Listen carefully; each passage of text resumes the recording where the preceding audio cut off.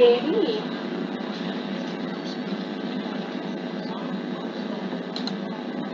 Kan yang berperan dia. Jepang itu ya mas. Jepang ini mah. Ya, kalau Dan ini mah apa kata mereka udah nih tolong gitu ya. Iya oke sih. Tapi kalau misalnya ada pertanyaan dia nanya. bentar Gak saya mungkin apa segitu dites. saya keluarin dompet. Dia juga tahu kok. Sepertinya iya. Kalau nggak gaji dia juga tahu.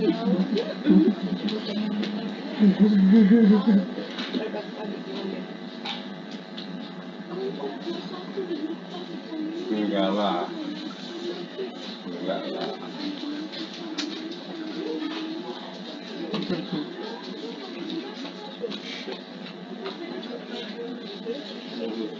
Iya gitu.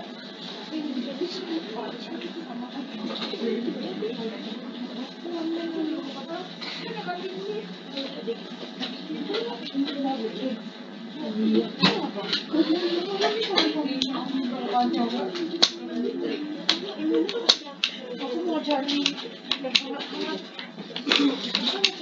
oh, di sana kan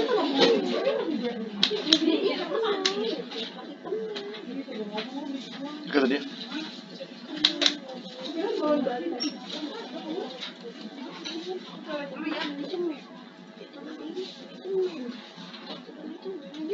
Itu jawaban dia.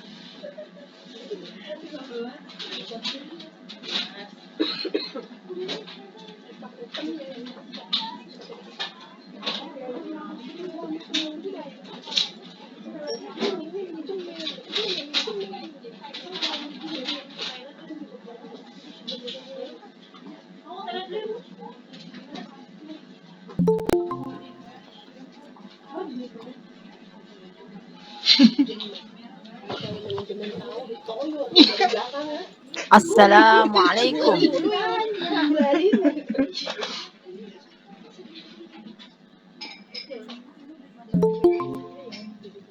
Jawabannya Korea pas jawabannya satu apa? Iya, terus komennya Pak Korea. Iya, tanggapannya Korea gimana? Nggak kedengeran ya suaranya.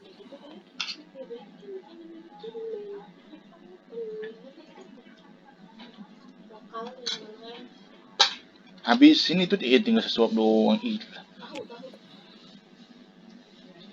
Babak, suaranya belum kedengeran, Mbak. Udah suzon. Iya, toh juga. Dia itu informasi mengenai kita di sini Jepang itu kan ada satu yang dipegang itu yang jadi jembatan dia. Sekarang yang Jepang sistemnya aja belangsak, jadi dia bingung mau gimana. Nggak ada informasi yang nyampe ke dia karena mentok di sini. Yang dia berpikir ini loh yang bisa ngejembatanin. Ininya aja deh. Gila, slow aja wit. Kan bestie. Iya, ini nih.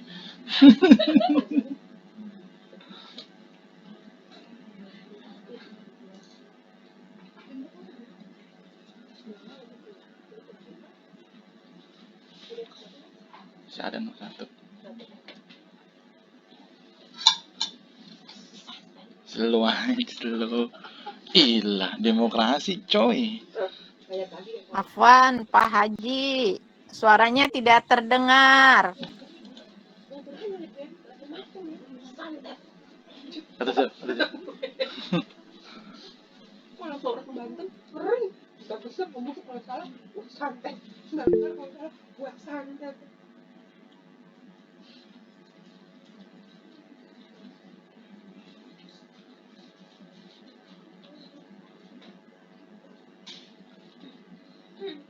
Lama-lama baru kelihatan ternyata itu buruk. Apaan? Hah? Oh. Dan 3 hari kemudian hilang. Buram tulisan. Buram ya.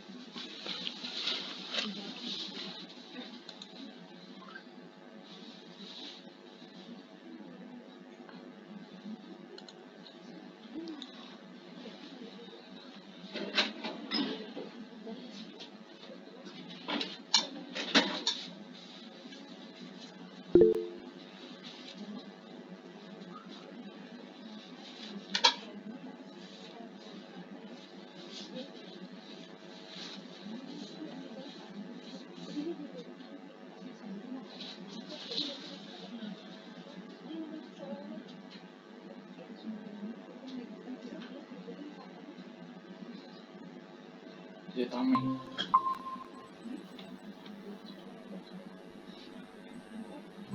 Cek. Gue demen banget. Cek diterima. Suara terdengar.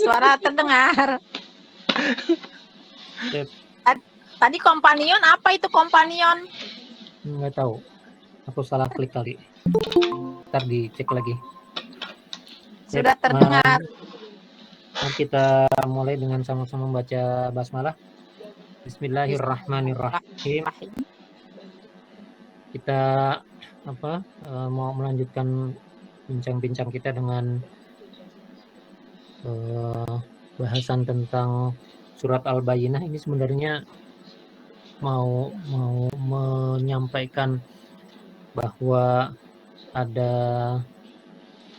di dalam kurikulum ada perintahnya untuk membahas tentang gemar berteman dengan orang baik. Nah, yang dijadikan acuan adalah surat Al-Bayyinah. Nah, kenapa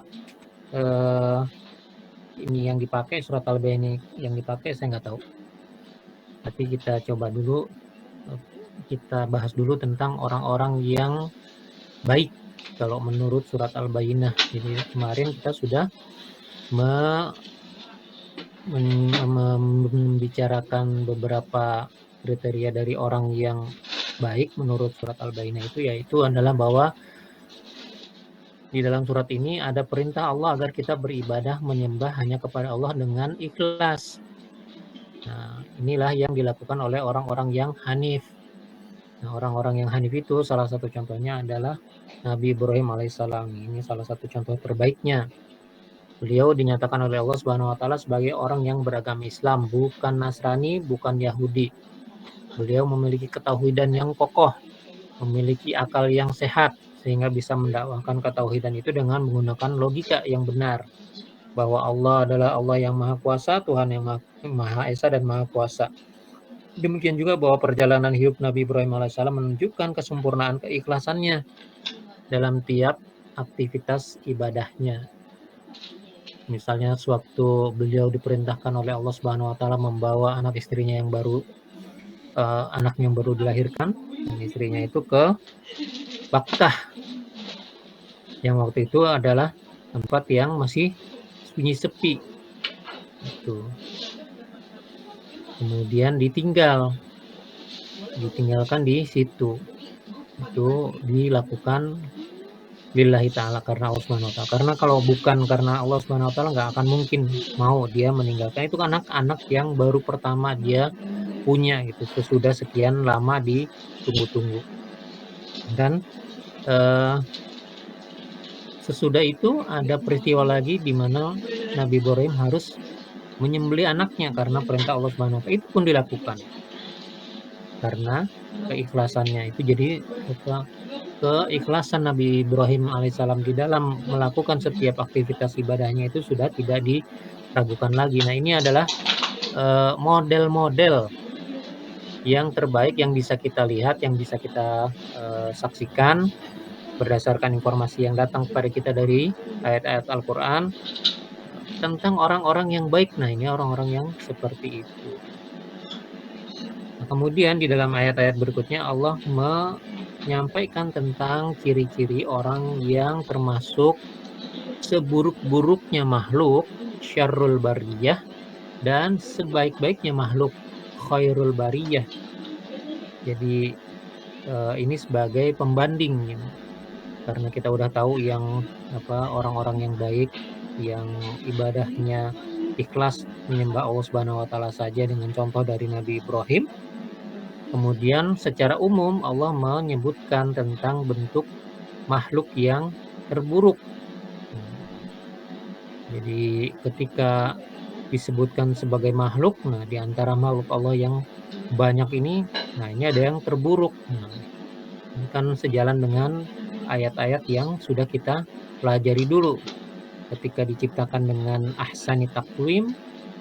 Jadi kejadian yang sebaik-baiknya, akan tetapi ketika ciptaan atau kejadian yang sebaik-baiknya itu, yang terbaik itu tidak dimanfaatkan dengan benar, tidak digunakan dengan jalan yang benar, tidak disyukuri, malah dijadikan alat untuk bermaksiat kepada Allah Subhanahu wa taala, maka dijatuhkan oleh Allah Subhanahu wa taala, tsumma radadnahu asfala safilin. Aspal, kalau aspal itu kan udah tahu kan bentuknya hitam, dan itu ada di bawah tempat kita injek-injek, itu aspal, asfala safilin gitu kan. Apa kalau mau cara gampang mengingat-ingat perumpamaan adalah seperti itu gitu, meskipun bukan itu maksudnya, bukan itu pengertian, bukan itu artinya, tapi pengertian atau maksudnya kira-kira adalah seperti itu. Nah, di dalam surat Al-Bayyinah ini disebutkan tentang ciri-ciri syarrul bariyah, seburuk-buruk makhluk itu adalah orang-orang kufur, orang-orang kafir dari golongan ahli kitab dan golongan orang-orang musyrik. Jadi apa saja sih kalau yang orang-orang ahlul kitab, orang-orang musyrik itu kalau dikasih karakteristiknya, kenapa mereka disebut sebagai orang-orang yang seburuk-buruknya makhluk? Di antaranya adalah bahwa mereka itu menolak kebenaran tauhid yang dibawakan kepada mereka. Jadi ketika Allah Subhanahu wa taala menciptakan manusia, itu kan sebenarnya sudah diperlengkapi dengan berbagai macam kelengkapan yang bisa menghadirkan pemahaman kepada tiap-tiap individu tentang kebenaran tauhid, tentang kebenaran bahwa yang menciptakan seluruh alam semesta ini termasuk manusia adalah Allah, tentang kebenaran bahwa yang patut disembah ini hanyalah Allah. Maka ketika alat perlengkapan itu diberikan kepada manusia, kemudian diberikan pula informasi-informasi sebagai masukan, diberikan pula stimulus-stimulus sebagai pengingat, kan tetapi itu semuanya tidak dipergunakan, tidak diperhatikan, tidak dimanfaatkan dengan baik, mereka ujung-ujungnya menolak kebenaran tauhid yang diberikan kepada mereka. Itu. Jadi banyak nabi rasul diutus kepada orang-orang supaya mereka beriman kepada Allah Subhanahu wa taala, tapi kebanyakan di antara mereka menolak. Itu yang kisah di dalam surat Yasin itu ada cerita seperti itu. Ada kota namanya Antioquia, diutus kepada penduduk kota itu bukan cuma satu, tapi 3 utusan, 3 orang rasul diutus kepada mereka untuk mendakwakan tauhid. Semuanya ditolak. Kemudian ada orang dari ujung kota, orang yang sama sekali tidak diperhitungkan, karena dia kalau dari ujung kota biasanya orang yang kedudukannya rendah, gitu kan, orang-orang pinggiran gitu kan. Kalau kita nyebutnya orang pinggiran biasanya kan entah pendidikannya rendah, entah sosial ekonomi rendah, pasti bukan bangsawan gitu kan. Jadi ketika dia datang, dia menyeru kepada kaumnya, kamu ikutin para utusan itu gitu. Ya jelas-jelas tidak diterima. Yang rasul-rasulnya aja mereka dustakan, apalagi ini orang yang nggak ketahuan juntrungannya dari mana gitu. Orang seperti apa gitu. Bukan orang yang terhormat, bukan orang yang mereka kenal gitu. Di dalam surat Yasin itu disebutnya rajulun min aqsal Madinah, seorang laki-laki dari pinggir kota. Nah ini sudah disampaikan kepada mereka, orang-orang itu, tentang kebenaran tauhid, tetapi mereka tidak mau menerima. Padahal kan kalau dipikir-pikir secara logisnya, itu mereka akan bisa berpikir, oh seperti itu, oh sebenarnya harusnya benar gitu, oh harusnya ketauhidan itu memang bisa diterima akal gitu, tapi mereka tidak mau menerima itu. Bahkan ketika kaum musyrikin yang ditanya tentang penciptaan langit dan bumi serta pengaturan langit dan bumi, mereka mengatakan, oh itu menciptakan Allah. Ketika mereka disuruh untuk menyembah Allah, mereka menolak gitu. Oh, kami mengikuti agama nenek moyang kami menyembah berhala. Kami tidak mau mengingkari apa yang sudah diwariskan oleh nenek moyang kami. Mereka begitu. Tapi yang jelas bahwa kaum kafirin dan musyrikin ini menolak kebenaran tauhid yang dibawakan kepada mereka. Apalagi kaum kafirin dan musyrikin di Mekah. Selain menolak kebenaran tauhid, mereka menolak kenabian Nabi Muhammad SAW. Dikatakan bahwa Nabi Muhammad itu tukang sihir, tukang tenung, orang gila. Disebutkan dia pembohong, padahal dulu mereka menggelari beliau Al-Amin. Tapi sesudah Nabi Muhammad SAW keluar membawakan risalah tauhid ini, dia dicap yang macam-macam itu tadi. Nauzubillah. Ini adalah kesesatan yang nyata. Nah, sudah itu mereka tetap melakukan ibadah-ibadah kepada selain Allah, menyembah berhala, percaya kepada tatayur, segala macamnya itu mereka lakukan. Jadi ini yang utamanya yang menyebabkan golongan orang ahli kitab yang kafir dan orang-orang yang musyrik itu akan mendapatkan balasan dari Allah Subhanahu wa taala berupa dimasukkan ke dalam neraka jahanam dan mereka akan kekal di dalamnya. Ini adalah balasannya. Jadi ciri-cirinya orang yang jelek, yang buruk, yang syarrul bariyah, yang seburuk-buruk makhluk ada di sini. Ketika mereka disebutkan adalah golongan kafir dari ahlul kitab dan golongan orang-orang musyrik, kita lihat bahwa mereka itu adalah orang-orang yang menolak kebenaran tauhid, mereka orang yang menolak kenabian Nabi Muhammad SAW, dan mereka yang beribadah kepada selain Allah Subhanahu wa ta'ala. Ini menjadi pedoman buat kita untuk menjauhi, menghindarkan diri dari mendekati atau menyerupai ciri-ciri mereka. Jadi harus dijaga diri kita dari ini. Kemudian di ujungnya juga Allah menyebutkan adanya ciri-ciri khairul bariyah. Secara umum disebutkan adalah mereka orang yang beriman dan mengerjakan kebajikan. Jadi mereka adalah kaum mukminin, mereka beriman dan mereka beramal soleh dengan ikhlas. Karena tadi wa ma umiru illa liya'budullaha mukhlishin.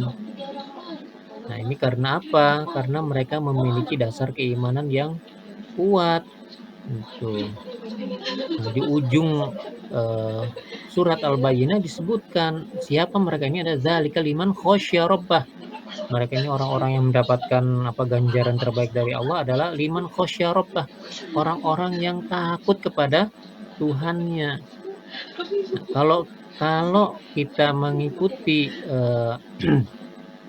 kata takut di sini liman khosya rabbah, maka kini kita ditunjukkan sebenarnya kepada adanya ilmu. Kenapa?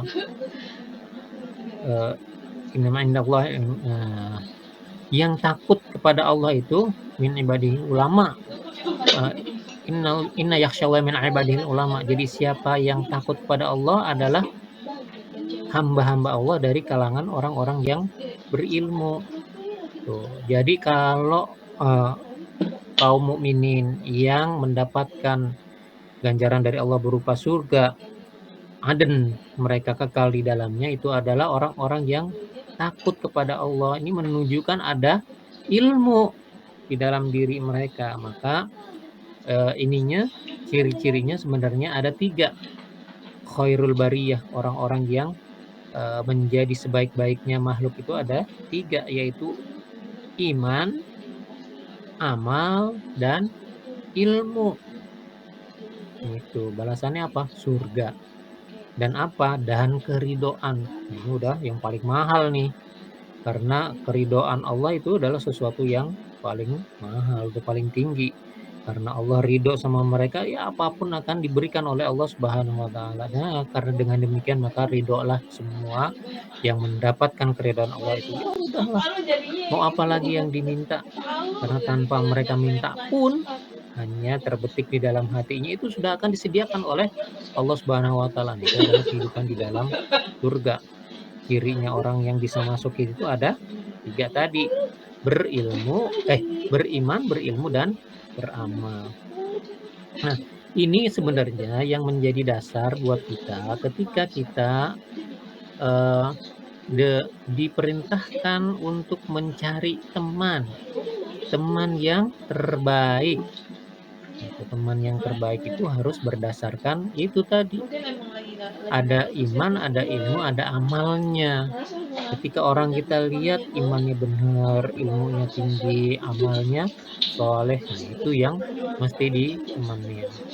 Kenapa kita mesti begini? Karena pada awalnya Allah menciptakan manusia itu bersuku-suku, berbangsa-bangsa. Ya ayuhan nas inna khalaqnakum min dzakari wa untha wa ja'alnakum syu'uban wa qabaila. Kan disebutkan oleh Allah diciptakan syu'uban wa qabail, jadi bersuku-suku, berbangsa-bangsa. Apa maksudnya? Lita'arofu.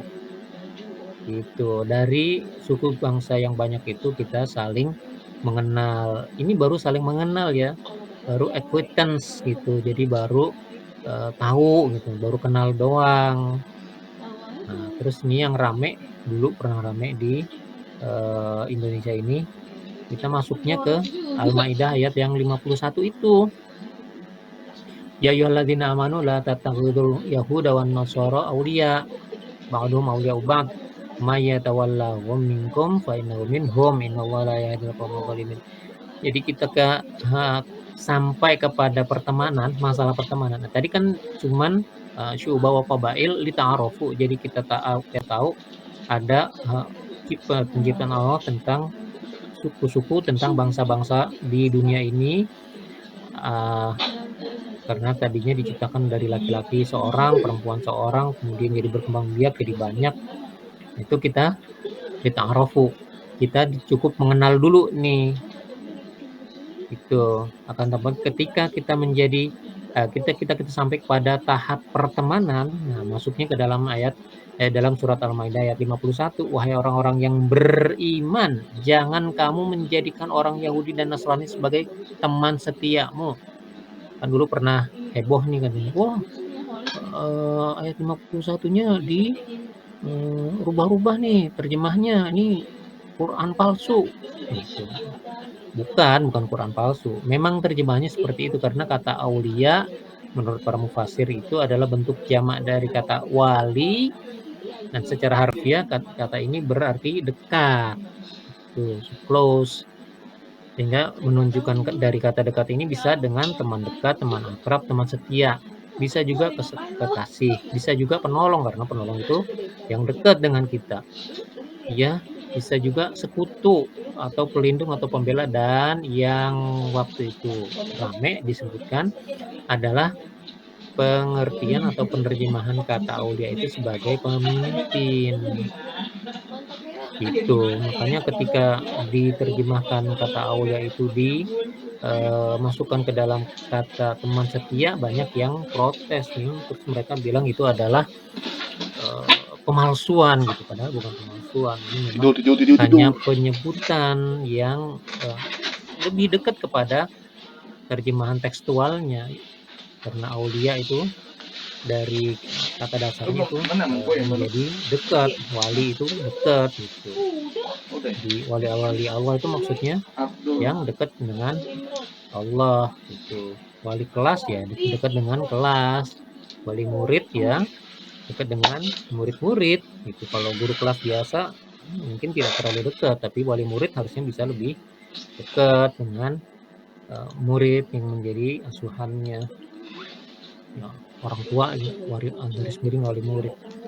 Ada juga dengan wali nikah. Wali nikah itu ya memang harus yang dekat, makanya ada wali nasab. Wali nikah ini ada wali nasab berdasarkan nasab dari keturunannya, dari itu orang tua, bapaknya atau kakeknya, atau ke bawah ke anaknya, atau ke saudara laki-lakinya atau paman-pamannya, itu yang dari bapaknya itu ya seperti itu dari dekat, karena makanya walinya itu mesti yang dekat.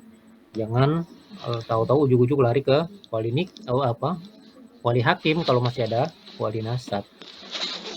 Aturannya kira-kira seperti itu. Maka ketika disebutkan aulia di sini diterjemahkan sebagai teman setia, kita masukkan ke dalam pemahaman kita sekarang. Sebagai orang yang beriman, Allah memerintahkan jangan menjadikan orang Yahudi, orang Nasrani sebagai teman setia. Ini kan tadi kalau orang-orang min ahlil kitab, orang Yahudi Nasrani ini, kalau mereka kafir, kufur itu udah masuk dalam syarrul bariyah. Nah, kalau di sini tidak disebutkan orang Yahudi atau Nasraninya itu sebagai orang yang kafir apa bukan, akan tetapi jelas kafir ataupun tidak kafirnya Yahudi atau Nasrani yang di sini itu tetap sebagai orang yang tidak boleh dijadikan sebagai teman setia. Itu kenapa? Ya mereka menjadi teman setia buat kelompok dia sendiri aja. Kalau kita menjadikan mereka sebagai teman setia, nanti kita masuk ke dalam golongan mereka. Itu. Jadi permasalahannya ada di situ. Kalau menjadikan teman itu orang-orang yang dari golongan ahlul kitab, apalagi dari golongan orang-orang kaum musyrikin, kita bisa kebawa-bawa kepada pemahaman mereka, kepada pengertian mereka, kepada gaya hidup mereka, kepada filosofi mereka, itu berbahaya. Itu. Makanya Nabi SAW mengeluarkan hadis yang diriwayatkan oleh Abu Dawud dan Tirmizi, al-mar'u ala dini khalilih. Agama seseorang itu mengikuti agama teman dekatnya. Jadi teman dekatnya agamanya seperti apa, nanti dia akan kebawa-bawa tuh. Sama gitu, dulu ada temen waktu SMP, ujuk-ujuk tahu-tahu lah masuk Islam kan. Bukan disunat gitu kan, habis libur semesteran dia berapa hari nggak masuk, terus masuk hilang sunat gitu lah, ujuk-ujuk sunat gitu, tahu-tahu dia masuk Islam ya karena teman gitu, karena berteman dekat gitu. Teman-temannya itu sekelompokan itu orang Islam semua gitu, cuma dia doang yang bukan Islam, ke bawah gitu. Nah, kita juga bisa kebawa seperti itu kalau kita berteman dengan agama lain, dengan orang-orang yang Yahudi, Nasrani maupun yang musyrik itu, dan kita berteman dekat dengan mereka, menjadikan mereka aulia, teman-teman setia, teman-teman terdekat, BFF lah, best friend forever. Nah, seperti itu. Ini kan berbahaya, makanya Nabi mengingatkan agama seorang itu sesuai dengan agama teman dekatnya. Dan ini juga sebenarnya kalau kita menerapkannya lebih jauh akan sampai kepada pemahaman ketika Nabi SAW memerintahkan kita berdekat-dekat dengan orang-orang yang soleh. Kenapa? Kalau kita berdekat dengan orang yang soleh akan kebawa gitu. Seenggak-enggaknya waktu mereka berzikir, ketika mereka beribadah, sholat, mereka bersedekah segala macam, kita menjadi saksi untuk kebaikan-kebaikan mereka. Menjadi saksi itu bagus, apalagi saksi kebaikan gitu. Nah, mudah-mudahan akan menyentuh relung-relung hati kita sehingga kita bisa ikutan gitu, pengen menjadi sebaik mereka, atau bahkan kita timbul rasa optimisme, wah kalau begitu kayaknya saya bisa lebih baik daripada mereka. Nah, itu timbul nanti yang namanya fastabiqul khairat, berlomba-lomba di dalam mengerjakan kebajikan-kebajikan. Ini makanya ketika pentingnya mempelajari surat Al-Bayyinah tentang bagaimana harus beribadah, siapa orang yang hanif, terus siapa itu yang termasuk golongan syarrul bariyah, siapa juga yang termasuk golongan khairul bariyah. Kita udah paham semuanya itu, kita udah bisa mengkotak-kotakan, menempatkan orang dalam kedudukan yang benar berdasarkan kriteria-kriteria dari ayat-ayat itu. Kita bisa melihat, wah ini orang yang musyrik. Kerjaannya kalau udah sholat dia bakar menyan, nyediain sesajen. buat arwah. Nah, itu mesti dijauhi, jangan dijadikan teman dekat, jangan jadiin teman setia. Itu. Kecuali kalau dia sudah sadar, sudah taubat. Ada lagi kalau yang udah jelas-jelas dia orang Yahudi, orang-orang Nasrani, ya jangan dideketin. Maksudnya jangan dijadikan teman deket. Kalau mau kenal ya kenal, nggak apa-apa, sekedar kenal. Kalau itu tetangga apalagi gitu ya, kenal gitu. Dia punya hak-hak sebagai tetangga. Akan tapi jangan lebih dari itu. Nah, mudah-mudahan ini bisa menjadi bekal yang baik buat kita di dalam meniti kehidupan kita sehari-hari di dalam beraktivitas, sehingga semuanya bisa akan sampai kepada apa yang telah diperintahkan oleh Allah Subhanahu wa taala. Dari yang sedikit ini mudah-mudahan bisa bermanfaat. Apabila ada yang benar maka itu datangnya dari Allah Subhanahu wa taala, apabila ada yang salah maka itu datangnya dari kesalahan saya pribadi.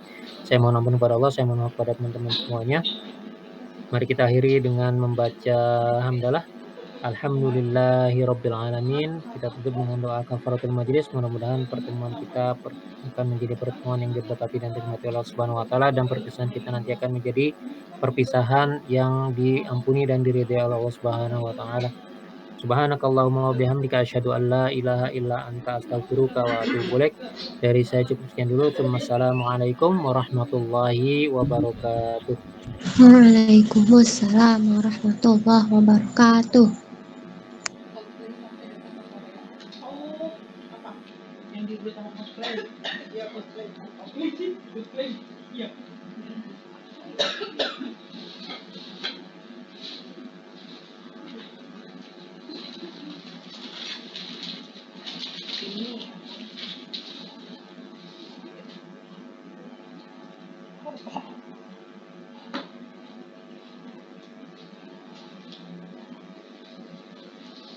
My universe. My universe.